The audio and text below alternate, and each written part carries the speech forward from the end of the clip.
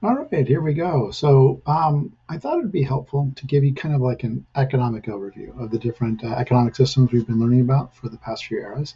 So, we're going to start at mercantilism and kind of end with capitalism, and we'll kind of see where we go. Before I start, just so you know, I'm doing my best to give you kind of like a middle of the road interpretation of these things. Um, economics, economists are famous for arguing with each other about these things, so I'm going to try to give you the middle of the road.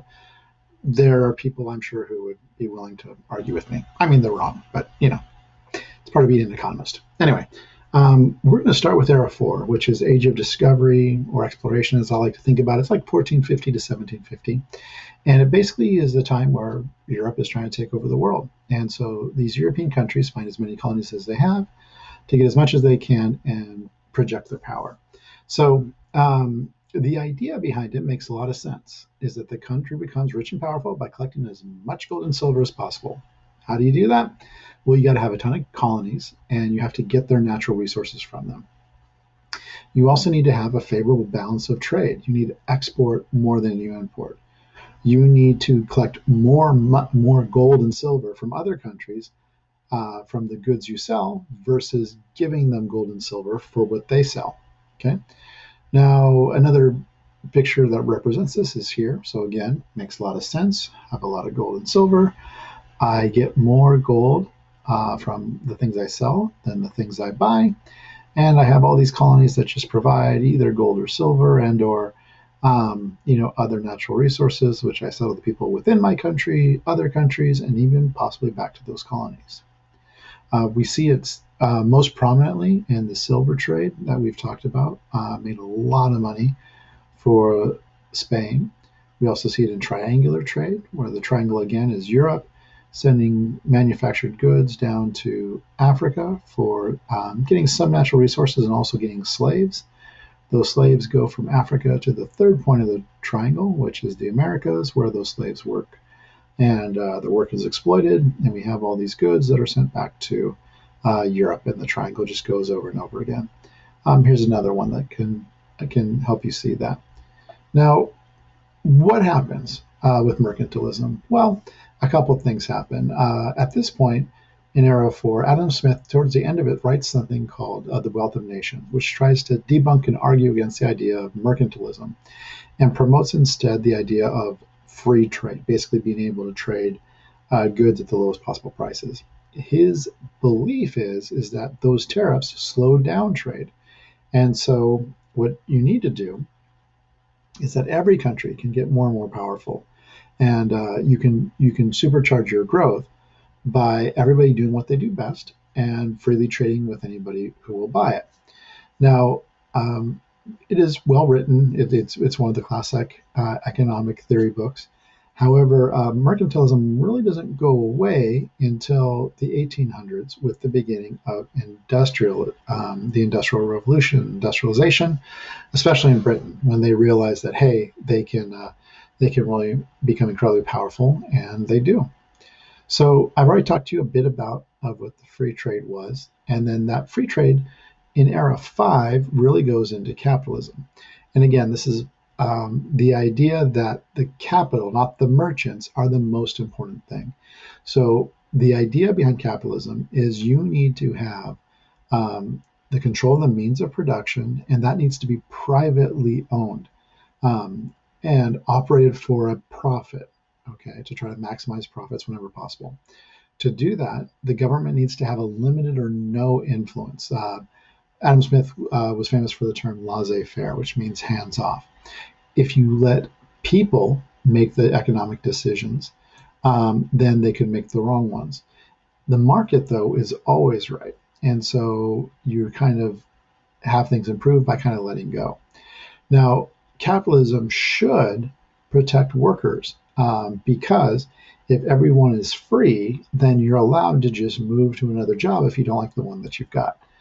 Um, on paper, perfect sense. Intellectually, perfect sense. In real world, no. There's definitely big issues with that. And we'll talk about that in just a second here.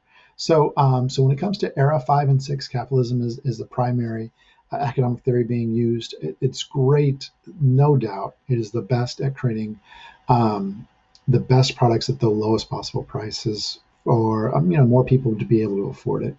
Some people really like how limited the government is. The workers have huge incentives to make a lot of money because they get to keep it. And the other thing beyond best product at low prices, it also usually really drives efficiency. You are rewarded with huge profits, and so you're really pressured to make the best products and at the lowest price. And one of the ways you do that is to be ruthlessly efficient. Now, even though the market creates some big winners, there's definitely some issues that we see within 50 to 100 years of capitalism becoming widespread. The market creates winners, but also creates losers. And so if you don't have the best product at the lowest price, then you're out of luck. It's one of the reasons you compete so hard in it. Also, over time, what ends up happening is as time goes on, there are winners and losers. The winners keep getting bigger and the losers keep going out of business. This can turn into trusts and monopolies or functional monopolies where one or two companies have total control of a market. And at that point, you'll notice the prices start going up and the goods they only get better as the market will kind of enforce it, or people will force it to happen. A problem with having limited government is that means there's less protection for the workers.